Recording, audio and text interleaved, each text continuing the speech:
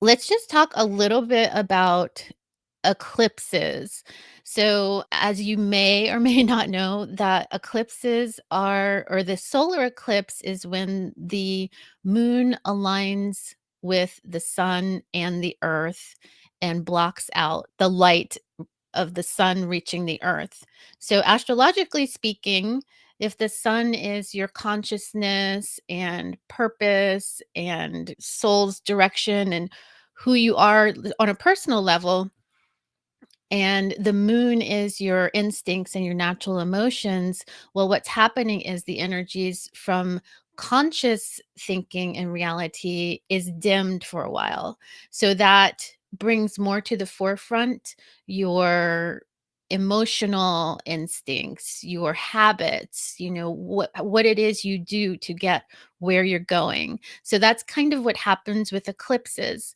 Now, the other thing is that these eclipses happen only when they are near the points where the moon crosses the path of the sun. So, in a sense, eclipses help you and help us and help countries get in back on path or get back in alignment with your true path. So, you're on a path, and as you go and explore things, sometimes you get far from it. Well, the eclipses are like portals where you can suddenly have endings or beginnings that are not in alignment with your path.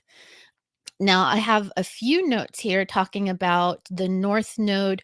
So, the North Node is just the path on the ecliptic that is more in the northern hemisphere where the sun crosses the eclipse. The moon is about 5 degrees off of the solar path. And so that's why you see the moon in different places. And some people don't understand that, but that's why it goes at an angle to the sun's path. And so it only passes in one spot, connects to the ecliptic in one spot in the northern hemisphere and one spot below the equator, and that's the south node. So we've got the north node right now in the tropical sign of Aries, and we have the south node in the tropical sign of Libra.